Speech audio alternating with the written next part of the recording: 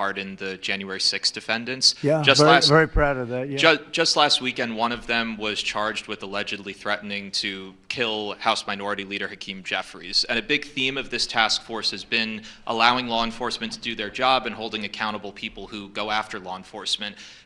As we speak, former President Donald Trump is finishing up a press conference that has not gone well.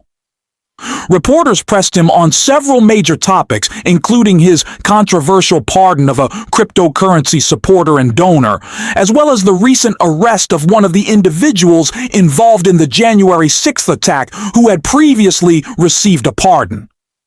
That individual was reportedly taken into custody for making threats against Democratic leader Hakeem Jeffries. Trump's responses to both of these questions were surprisingly poor, even by his usual standards. But before we get into the details, if you appreciate this kind of coverage and want to support the channel, don't forget to like, subscribe, and turn on the notification bell.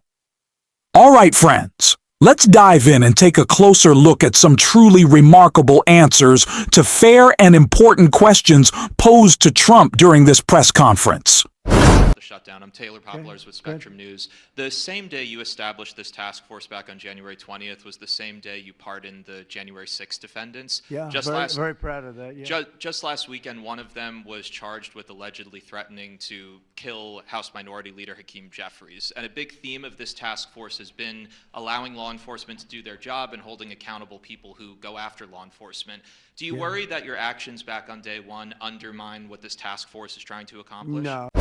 Let's pause right there. Did you see how he reacted to that question? He literally shrugged it off, as if it were no big deal. That kind of indifference is deeply concerning.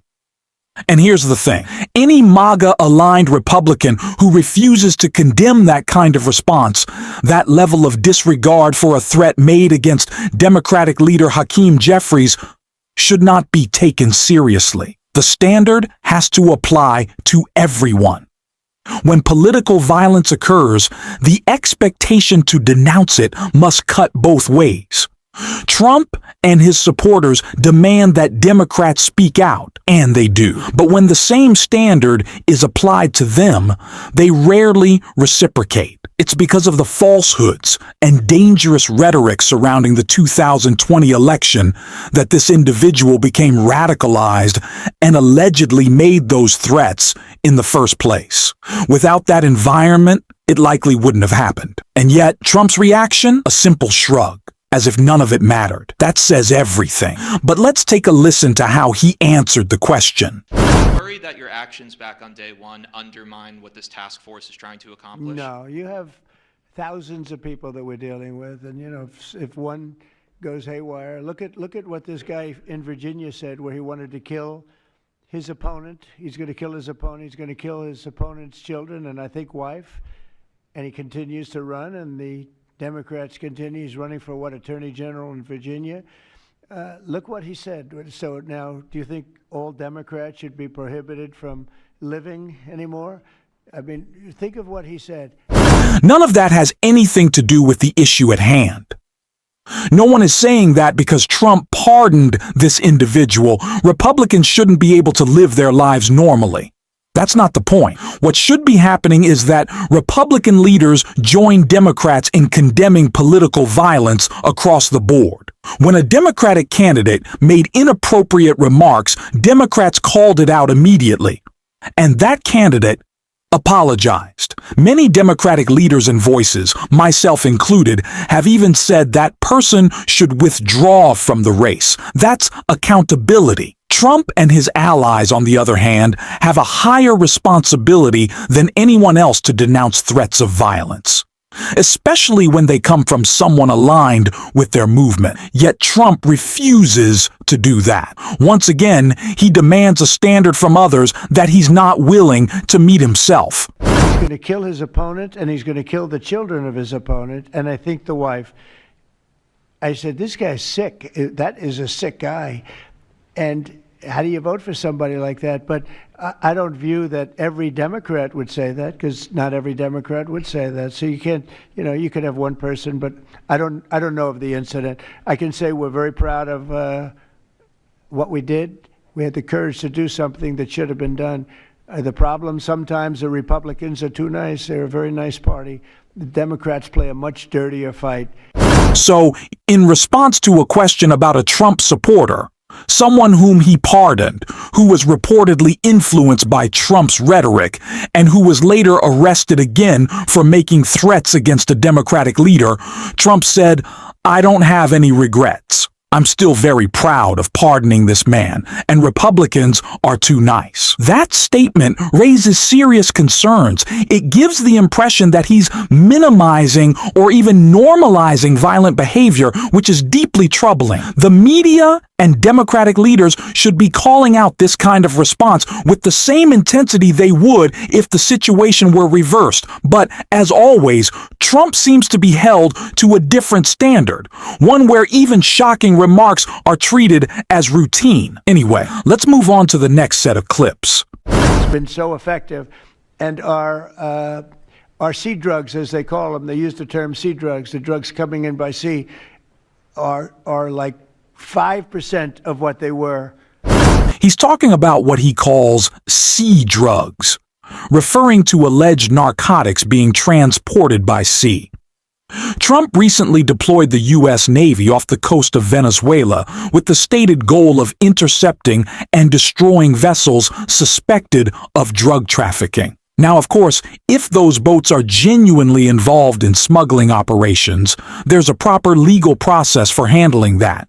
You interdict them, seize the cargo, confirm the evidence, and then prosecute through the courts. That's how the system is supposed to work, but reports have suggested that some of these operations may have resulted in civilian casualties, people who were not proven to be involved in illegal activity. If that's true, it raises serious concerns about human rights and due process. Trump, however, appears unconcerned about those implications. Let's keep watching. Some alleged smugglers have survived some of these recent strikes and been sent back to their home country.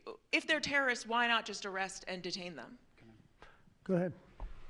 2 points on that. First, when I served in Iraq in 2005 and 2006, we used to, instead of a gallows humor way, talk about the Iraqi catch and release program, the reality that we would catch a lot of people, hand them over, and then they would be recycled back through, and we'd have to recapture them or attack them again. And that's why changing the dynamic and actually taking kinetic strikes on these boats ought change the psychology of these foreign terrorist organizations. To those two that survived the shot on the semi-submersible, think again, compared to Iraq and Afghanistan, the vast majority of people that we captured on the battlefield, we handed over to the home country. Did we always like how it shaped out? Sometimes we did, sometimes we did not. But 99% would go to the Afghan authorities or the Iraqi authorities. So in this case, those two, they were treated by American medics and handed immediately over to their countries where they came from, hopefully to face prosecution, which is a very standard way of handling something like this. Let's pause for a second. You're saying they tried to kill these people and not in self-defense. They allegedly attempted to murder them.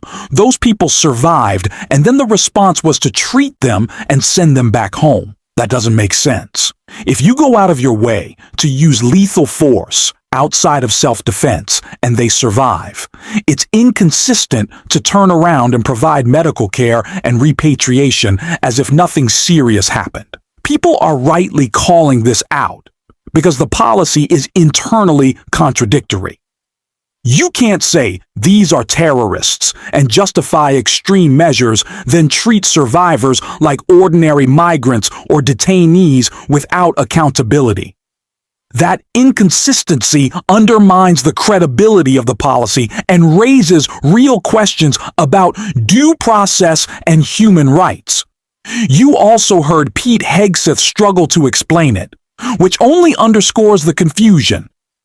The old argument that we sent them back and they came after us again doesn't justify a policy that appears to lack clear legal or moral standards. It's inconsistent and it deserves scrutiny. Let's move on to the next clip. The founder of Binance.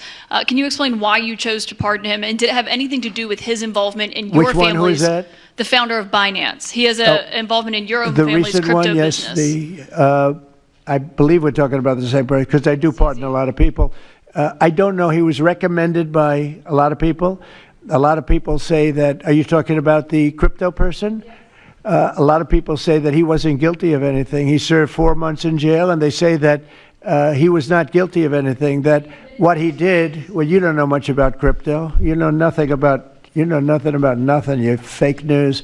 But let me just tell you that he was somebody that, as I was told, I don't know him. I don't believe I've ever met him. But I've been told by a lot of support. He had a lot of support. And they said that what he did is not even a crime. It wasn't a crime, that he was persecuted by the Biden administration. And so I gave him a pardon at the request of a lot of very good people. Donald Trump's response to that was pure resentment. He seemed upset that his own inauguration crowd looked tiny in comparison, and he simply couldn't tolerate that level of dissent. Instead of recognizing millions of Americans exercising their constitutional right to protest, he chose to dismiss them with insults. Just imagine if President Biden, Vice President Harris, President Obama, or Hillary Clinton had described peaceful protesters in such terms.